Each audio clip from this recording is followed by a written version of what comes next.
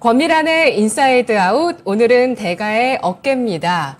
요즘은 사실 요리 잘 못하시는 요알못 분들도 레시피가 인터넷에 있어서 이거 보시고 그럴듯하게 맛을 내시는 분들이 굉장히 많으시더라고요. 뚝딱뚝딱 요리들을 요즘은 인터넷 보고 잘 하시던데 특히 백종원 레시피 따라 하면은 쉽고 간단하게 그럴듯한 맛을 내서 많이들 좋아하시더라고요. 저는 오늘의 대가를 이렇게 부르고 싶습니다. 투자계의 백종원, 퀀트 투자자이자 파이어족인 강환국 작가입니다. 안녕하세요. 안녕하세요. 어떠세요? 마음에 드세요? 너무 멋집니다. 네. 너무 멋있죠? 네.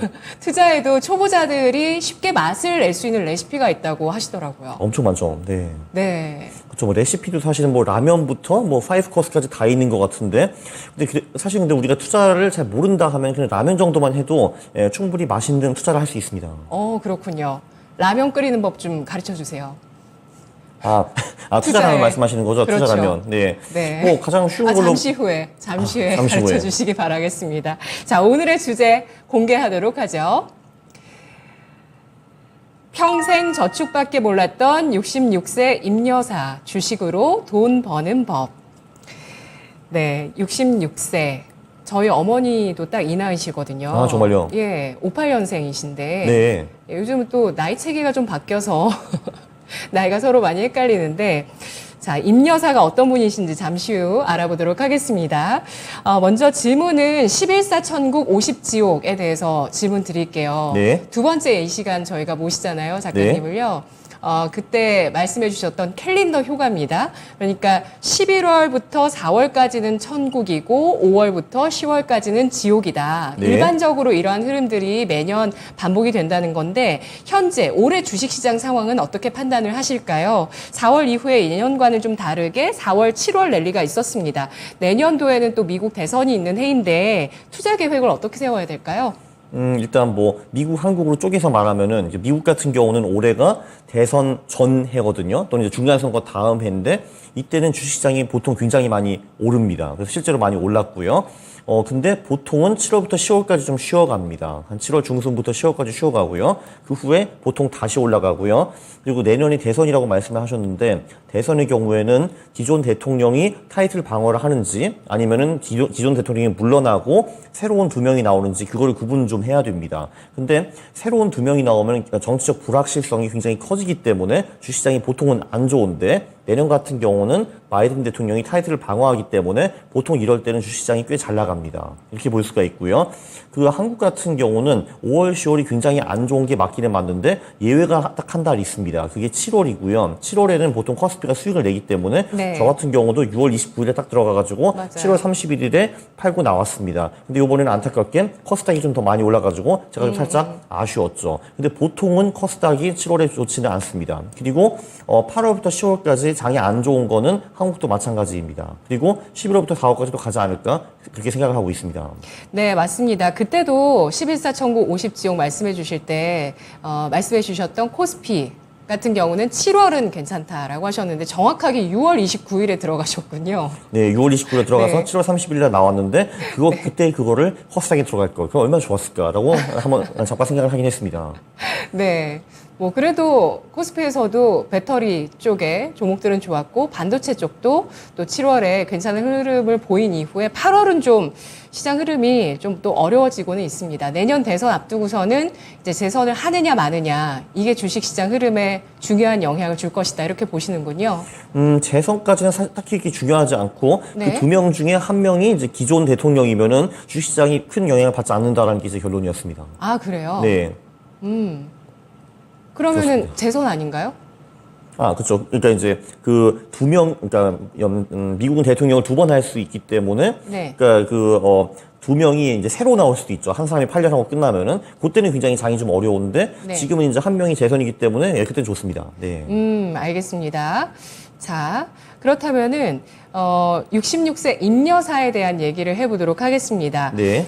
이번에 신간을 내셨더라고요. 근데 네. 이 타겟팅을 명확하게 하시면서 실제 어머니께 퀀트 투자를 가르쳐 주신 경험을 담으셨던데 너무 공감이 됐어요. 우리 60대 여사님들도 할 수 있다. 네. 라는 걸 느끼셨어요? 직접 해보시니까?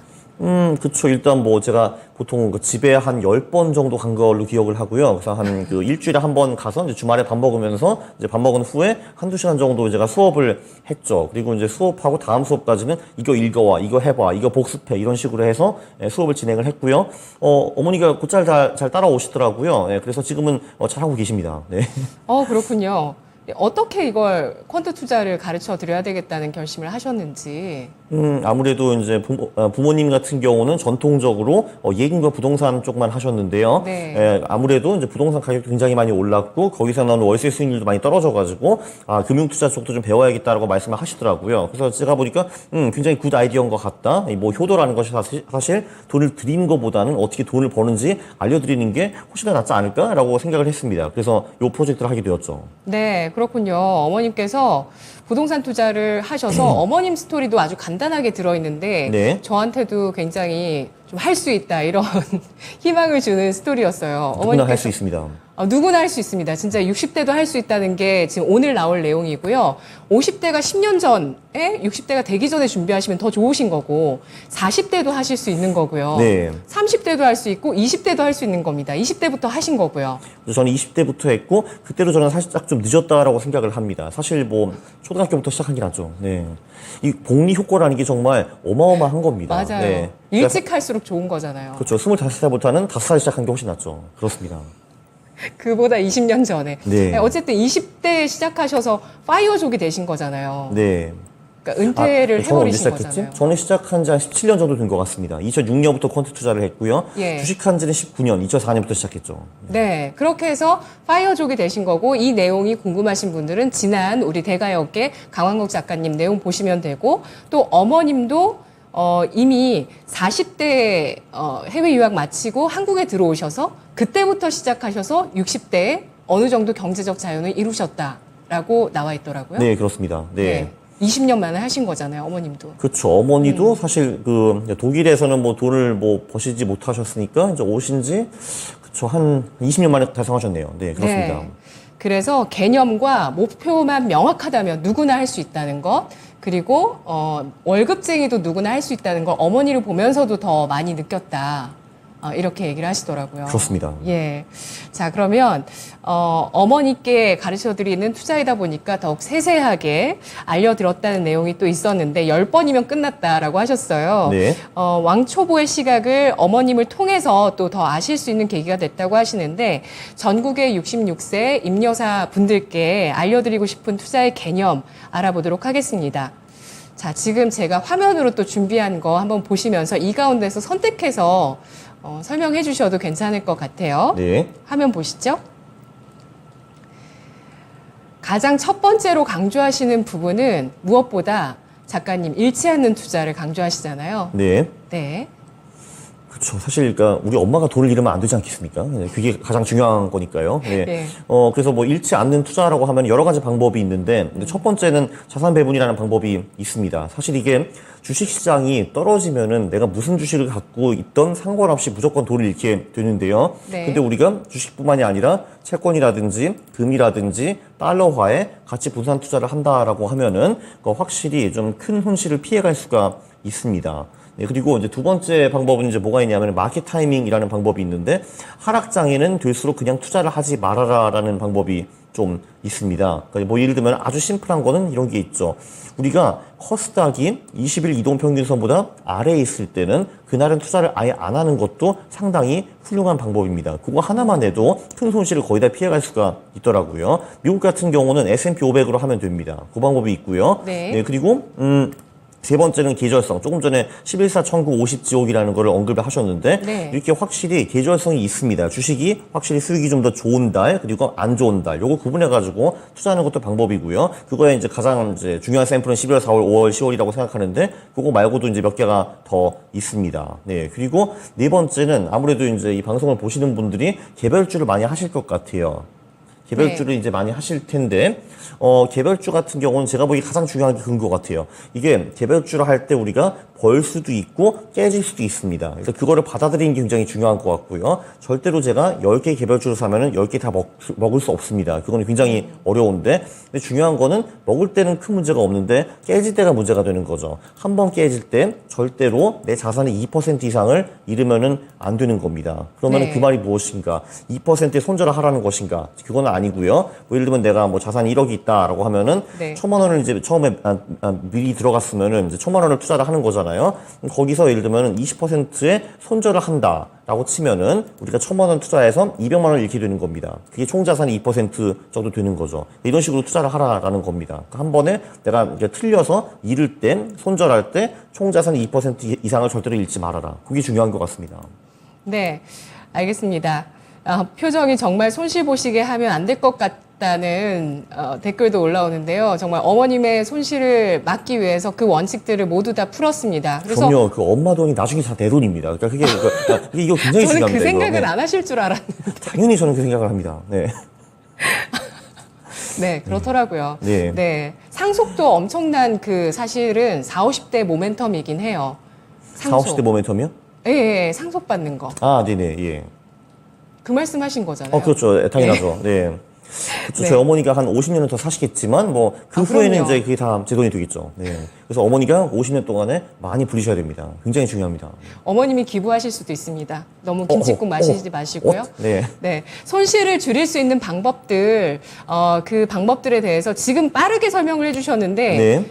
이게 다죠. 이게 다고요. 그 중에 가장 중요한 게 그겁니다. 전체 자산의 2% 이상 손실을 보게끔 만들면 절대 안 된다.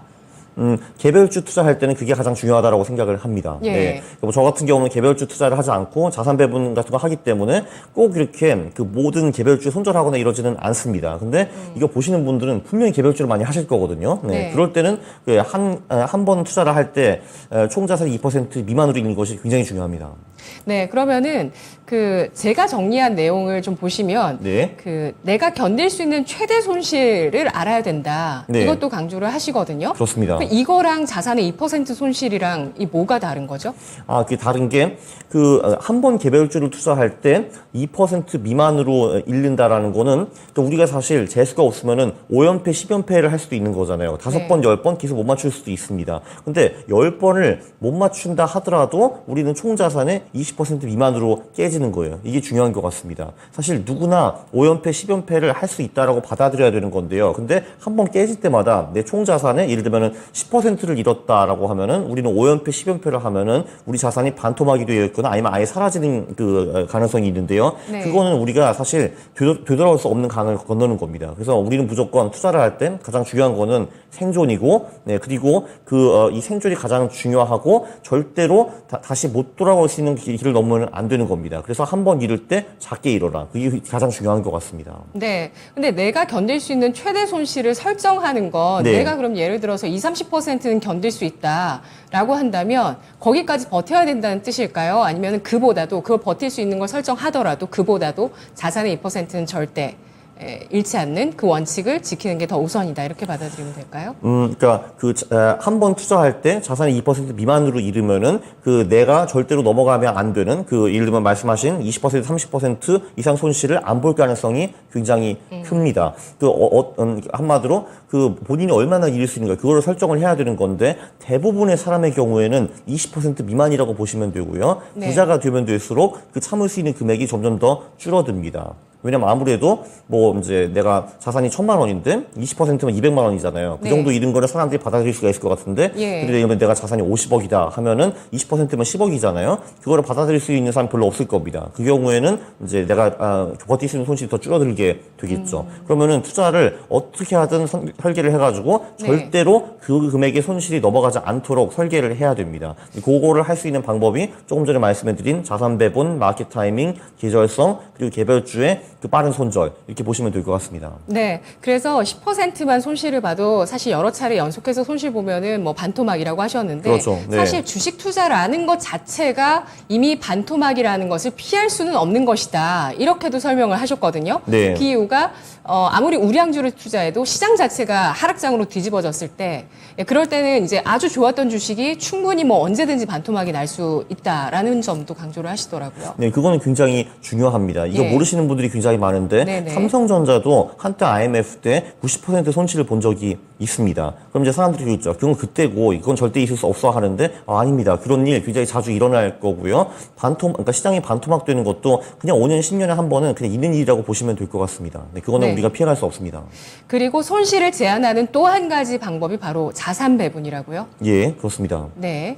자산 배분이라는 거는 조금 전에 말씀하신 것처럼 주식시장이 빠질 때는 내가 어떤 주식을 갖고 있던 상관없이 깨지기 때문에 네. 주식과 다른 자산군, 그러니까 주식이 빠질 때 같이 안 빠지는 자산군을 포함하는 것이 굉장히 중요합니다. 그게 통상적으로 채권이라는 것이 있고 이제 금이라는 것이 있고 그리고 달러화라는 것이 있어요. 아마 이제 IMF나 금융위기 같을 때 한국 주식시장이 무지막지하게 빠질 때 그 원화가 떨어지고 달러가 급등한 거를 아마 다 경험을 하셨을 겁니다. 작년에도 그랬잖아요. 작년에도 환율이 1,100에서 1,450원까지가 이제 올라왔고요. 그리고 뭐 이제 IMF 때도 이제 환율이 2,000원까지 갔고 그런 거를 기억을 하실 텐데 그렇기 때문에 한국 주식이 빠질 때 달러화 또는 이제 특히 이제 달러화 채권 이런 걸 같이 투자하면은 우리가 주식에서 보는 손실을 상당 부분 만회할 수 있습니다. 네. 자, 부자들은 특유의 자산 형성 패턴이 있다고 합니다. 네. 그 비밀을 좀 알아볼게요. 지금 설명해 주신 내용에 연결되는 내용일 것 같은데, 네. 일단 부자들과 그 부자가 아닌 사람들의 자산 패턴을 좀 보면은 사실 상승장이 오면은 누구나 다 법니다. 부자도 벌고 부자도 아닌 사람이 버는데요. 그럼 그때 자산이 이렇게 쭉 이제 올라갑니다. 여기까지는 다 이제 똑같은데 이제 문제는 뭐냐 하면은 그 부자가 아닌 사람들은 언제 빠질지 잘 모르는 거죠. 그래서 쭉 올라갔다가 자산이 다시 쭉 내려옵니다. 그래서 감상승장이 또 올라갔다가 내려갔다를 반복해가지고 그냥 지그재그 패턴으로 자산이 별로 늘지 않습니다. 근데 부자 같은 경우는 확실히 일단 자산이 올라갔다가 하락장이 오거나 투자를 별로 하면 안 되는 시기에는 그냥 가만히 있는 거를 굉장히 잘합니다. 가만히 있으면은 자산이 늘지는 않지만 유지는 되거든요. 네네. 이렇게 올라갔다가 유지가 된 후에 다음 상승장이 오면 다시 자산이 올라가는 그 계단형 패턴을 보통 많이 보입니다. 그 그게 가장 큰 관망을 차이인 할 것 수 같아요. 있는 지식이 뭘까요? 그거요? 관망을 할 수 있는 그 선택을 할 수 있는 지식. 사실 이게 투자 역사를 잘 알아야 됩니다. 그리고 그 주식뿐만이 아니라 다른 자산군의 역사도 사실 좀 많이 알아봐야 돼요. 요즘 같은 경우는 사실 그 자산이 주식이 있고 부동산이 있고 코인이 있다라고 볼 수 있을 것 같은데 부동산도 요즘에는 장기 패턴을 설명하는 훌륭한 책들이나 유튜브 영상들이 굉장히 많이 나왔기 때문에 네. 그것도 연구하면 굉장히 좋고요. 그러면 사실 어느 정도 흐름이 보입니다. 그리고 이제 주식책도 그쪽 분야로 많이 읽는 것이 굉장히 좋은 것 같습니다. 네. 자, 자산을 지키는 법, 그리고 부자의 자산과 개인 투자자, 개미의 자산, 그리고 뭐 투자에 대한 개념들까지 쭉 알아봤는데요. 주식 투자를 하고는 있는데 제대로 된 투자 공부를 안 해보신 분들께 반드시 퀀트 투자를 공부하고 실행하라고 권하시는 이유가 있다고 합니다. 그 내용에 대해서 알아볼게요. 이유가 뭘까요? 맨 처음에 저보고 이제 투자자의 백종원이라는 이제 멋진 별명을 지워 주셨는데, 네.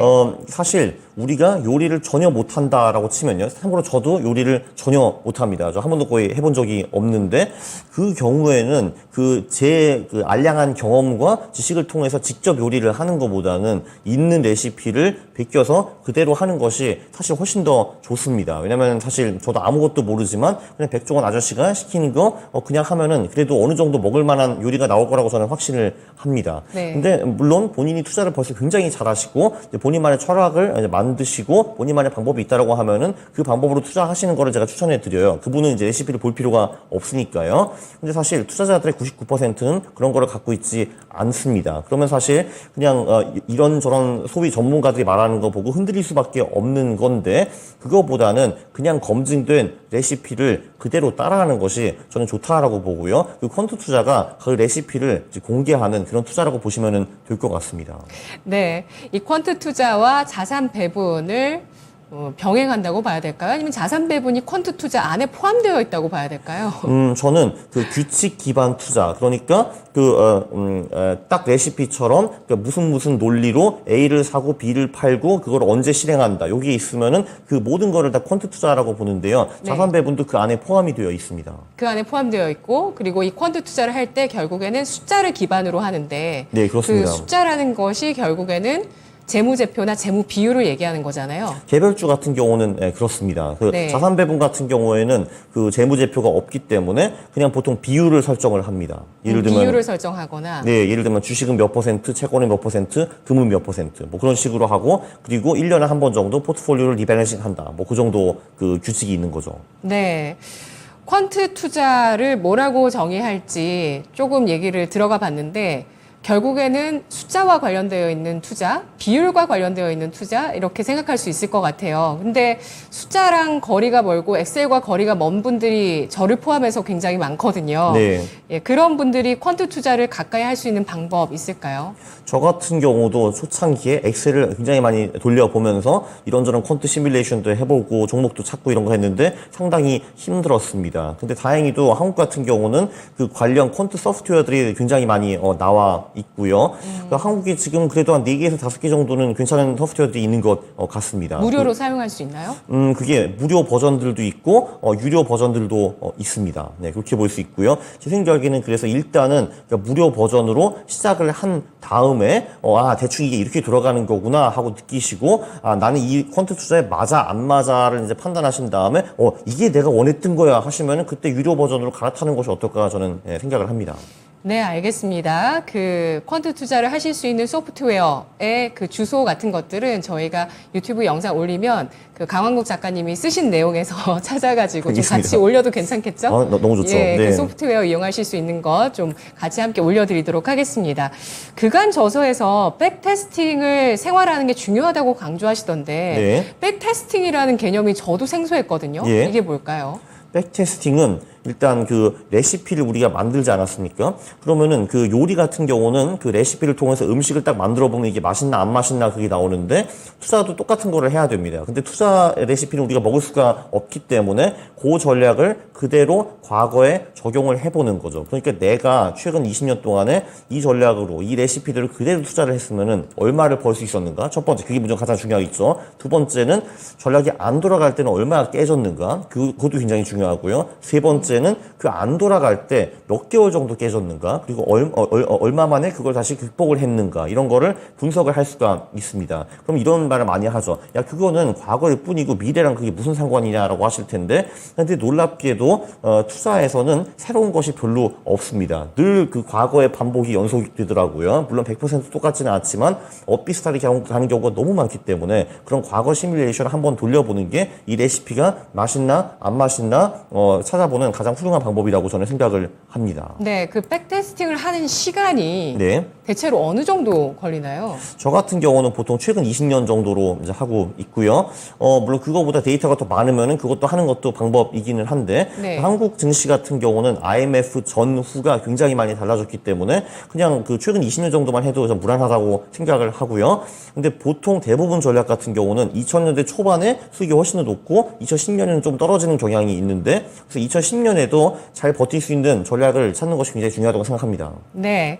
자, 거의 이제 마지막 다와가는데요. 두 가지 짧게 질문 드리겠습니다. 네. 60대, 70대 분들 자산관리법 강환국 작가님을 통해서 좀 더 알아볼 텐데, 이 60대 이상 어르신들 자산관리를 하기 위해서 꼭 필요한 투자와 경제 지식 뭐가 있을지, 네, 물론 다 풀어놓으셨어요. 이미 다 풀어놓았기 때문에 제가 질문을 드리는 거긴 하지만, 네. 제가 준비한 자료, 아까 잠깐 봤던 거 보면서 이 가운데서 마지막으로 짧게만 하나 강조해 주실 부분 한번 살펴볼게요. 화면 보여주시겠어요? 네, 아까 화면으로 제가, 드렸던 내용. 제 생각에는 그 60대 정도 이제 되시면은 네. 이미 본인만의 철학을 다 완성을 하셨던지 아니면 못 하셨든지, 사실 그 두 부류가 있겠죠. 네. 본인이 그게 부동산이 되었든 주식이 되었든 이제 뭐가 되었든 본인만의 철학을 완성했다라고 하시면은 그걸로 그냥 쭉 가시면은 되는 건데, 내가 일하느라 그 회사에서 이제 그 너무만 일을 하느라 너무 바빠서나 그런 걸 하지 못했다라고 할 경우에는 사실 60대가 돼서 그때부터 공부를 해서 이제 투자가 대가가 되는 건 사실 저는 좀 어렵다라고 생각을 합니다. 그 경우에는 그냥 객관적으로 검증된 그 투자, 한마디로 한마디로 본인의 주관을 섞지 않는 그런 네. 투자를 하는 것이 저는 가장 최선의 방법이라고 생각을 합니다. 그러면 마지막 결론으로 갈게요. 그래서 어머님께서 선택하신 퀀트 투자 방법에 대해서 알려드리겠습니다. 아, 네네네. 지금 어머님이 실행하고 계시다고 네, 하더라고요. 실행하고 계시죠. 언제부터 하고 계시는 거죠? 작년 11월부터 하고 계셨어요. 12월? 11월, 작년 11월. 작년 11월부터 네. 예, 11사 천국이니까 11월부터 시작을 하셨군요. 네, 11월, 4월에는 주식 비중을 좀 높게 가져가시고 예. 그리고 이제 올해 5월부터는 주식 비중을 좀 많이 낮추셔가지고요. 그러니까 자산 배분을 하시는데 거기 있는 주식 비중이 좀 적은 편입니다. 네, 그러면- 그래도 그 내에서도 한 150% 오른 친구가 그래도 한 놈은 있더라고요. 그래서 이제 조금 기뻤습니다. 잘했어 하면서. 네. 근데 제가 알기로 그 종목 주식 같은 경우는 소형주 위주로 하신 걸로 알고 있거든요. 예, 그렇습니다. 네.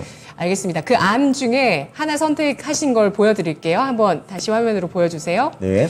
세 가지 안이 있었는데 그 가운데서 하나를 선택을 하셨다고 합니다. 이게 이란이죠? 그렇죠. 예, 저게 이란. 이란이고요. 여기서 잠깐 안 보이긴 하는데, 네. 보면 이제 한국 주식, 미국 주식, 한국 채권, 미국 채권, 그리고 금, 그렇게 들어있는데요. 네. 저기서 한국 주식 같은 경우는 ETF를 투자하지 않고, 개별 소형주에 투자를 했습니다. 이제 어떤 전략인지는 이제 얼추 이제 책에 나오고요. 네. 네. 그렇게 좀 투자를 하고 계십니다. 예. 그리고 미국 주식, 그리고 한국 채권과 미국 채권, 그리고 현물인 금까지 해서 구성해서 이렇게 펀드 투자를 이어가고 계시는 66세 임여사를 가르쳐 주신 강환국 작가님 오늘 만나봤습니다. 고맙습니다, 작가님. 감사합니다.